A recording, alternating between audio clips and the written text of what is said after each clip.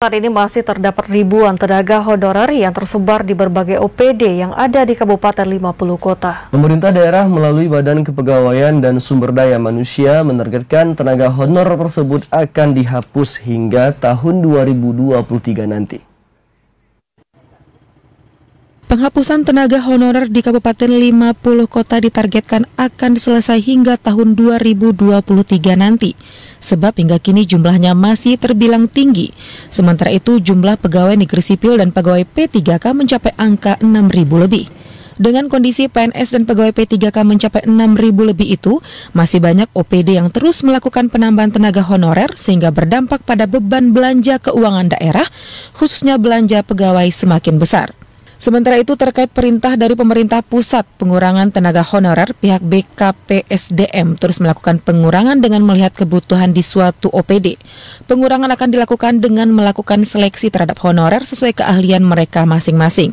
Sampai saat ini jumlah tenaga honorer kita di 50 kota sesuai pendataan yang kami lakukan terakhir itu lebih kurang 1.391 orang yang semuanya tersebar di seluruh OPD yang ada di lingkungan pemerintah Kabupaten 50 kota.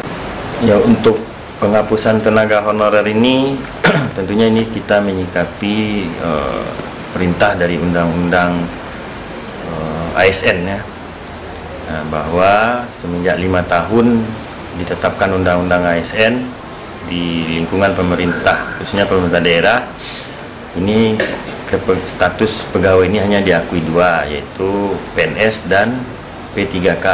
OPD yang ada di Kabupaten 50 kota diminta untuk melakukan efisiensi sehingga nantinya pekerjaan yang selama ini dikerjakan honorer bisa dikerjakan oleh PNS ataupun tenaga P3K. Kepala BKPSDM juga menyebutkan pengurangan ataupun penghapusan tenaga honorer dilakukan secara cermat. Sementara itu terkait rencana penghapusan, Kepala OPD diminta untuk tidak lagi melakukan penambahan tenaga honorer. Di Kabupaten 50 kota jumlah tenaga honorer terbanyak berada di Sekretariat Daerah. Selain itu juga ada di Dinas Perhubungan, Dinas Sosial, Satpol PP, dan Damkar. Pengurangan telah dilakukan oleh OPD sejak beberapa waktu lalu secara bertahap. Sebelumnya, Menteri Pendayagunaan Aparatur Negara dan Reformasi Birokrasi PAN-RB Cahyokumolo telah mengeluarkan surat edaran penghapusan tenaga honorer bernomor B-SM.M.SM.02.03/2022 dan telah diundangkan pada 31 Mei 2022. Dari Kabupaten 50 Kota, demikian laporan Edward TVRI Sumatera Barat.